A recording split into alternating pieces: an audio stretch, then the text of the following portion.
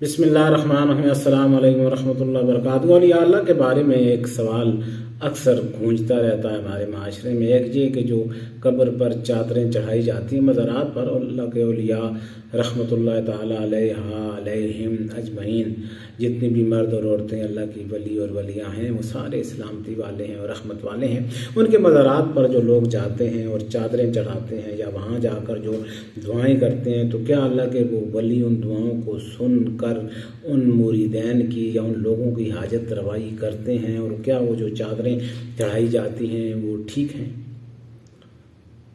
तो सबसे पहला मैं आपके साथ इस सवाल का जवाब देने के लिए सवाल करता हूँ कि अगर मैं यहाँ इस कमरे में मौजूद हूँ और आप देख रहे हैं, तो इस कमरे की छत पर आप जहाँ भी कहीं किसी भी ऑफिस में हैं या अपने घर में हैं, आप अपने घर मुराद ले लीजिए, अपने घरों में आप हों और आपके मकान की छत पर कोई सोने से बुनी हुई चादरें डाल के चला जाए।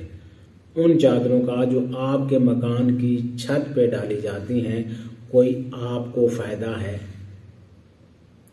आपको तो उस चीज़ का फ़ायदा है जो आपके रूम के अंदर, आपके कमरे के अंदर बराह रास्त आप तक पहुँचे।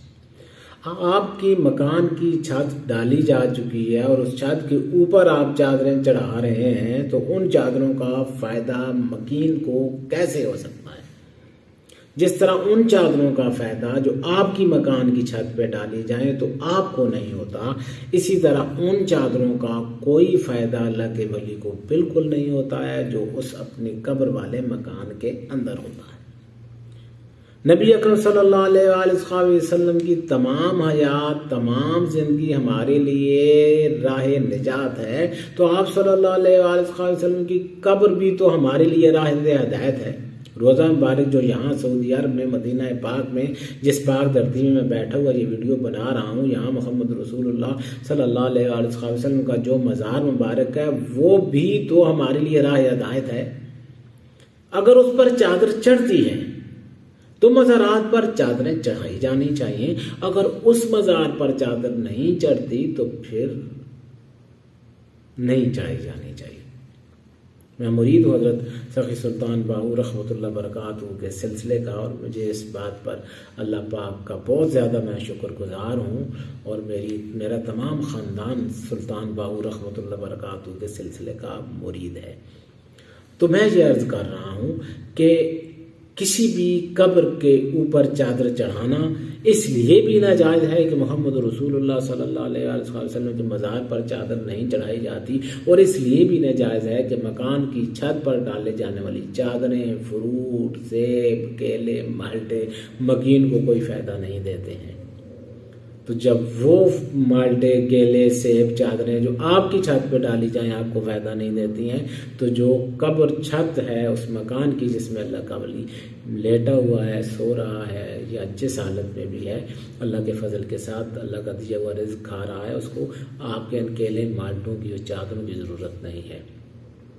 दूसरी बात कि क्या अल्लाह के वली दुनिया से जाने के बाद जब उनके मज़ार पर कोई जाता है तो मदद कर सकते हैं? तो मैं आपकी खिदमत में एक छोटा सा वाक़या पेश करता हूँ।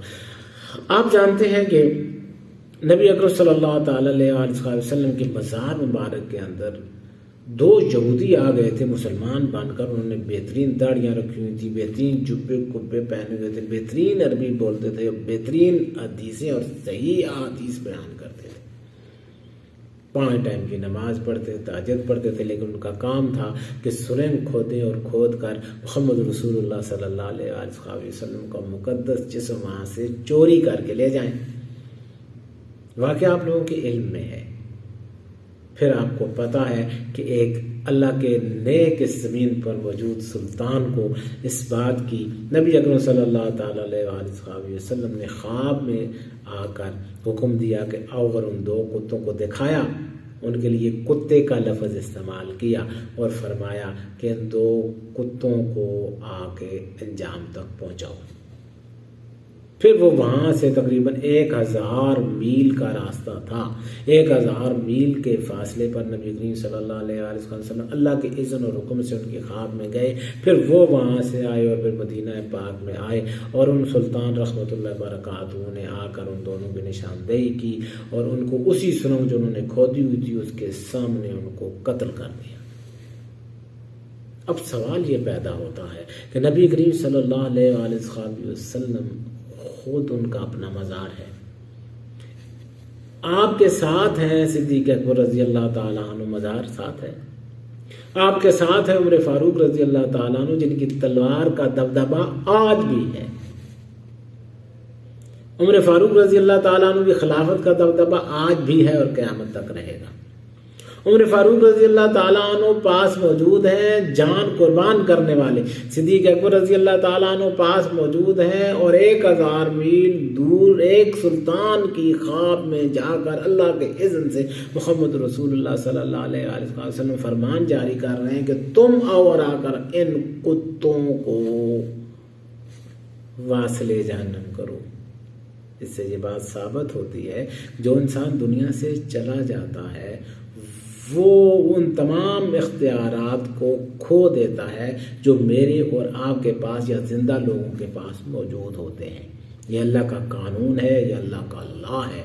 زندہ انسانوں کے لا، زندہ انسانوں کا قانون زندہ انسانوں پر لاگو ہوتا ہے اور دنیا سے جانے والی ایک علیحدہ زندگی، ایک بڑی زندگی، اس کے لیے ایک علیحدہ قانون ہے اور اس قانون کی جو اللہ نے نافذ کر رکھا ہے اس کی خلاف ورزی جب صدیق اکبر رضی اللہ تعالیٰ عنہ نہیں کر سکتے، عمر فاروق رضی اللہ تعالیٰ عنہ نہیں کر سکتے تو اللہ کے ولی کیسے کر سکتے ہیں؟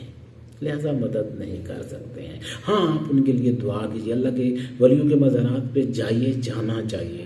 وہ مزارات ان کا گھر ہے، وہاں جا کر ان کے لیے بھی دعا کیجیے، اپنے لیے بھی دعا کیجیے. اللہ سے ان کے لیے دعا کیجیے، اللہ کے لیے جائیے کہ اللہ کے ولی ہیں، اللہ کے لیے ان کے لیے درود پاک، سورۃ فاتحہ، سورۃ اخلاص پڑھ کے دعا کیجیے، درود پاک پڑھ کے دعا کیجیے اور پھر اللہ سے اپنے لیے بھی دعا کیجیے اور میرے لیے بھی دعا کیجیے.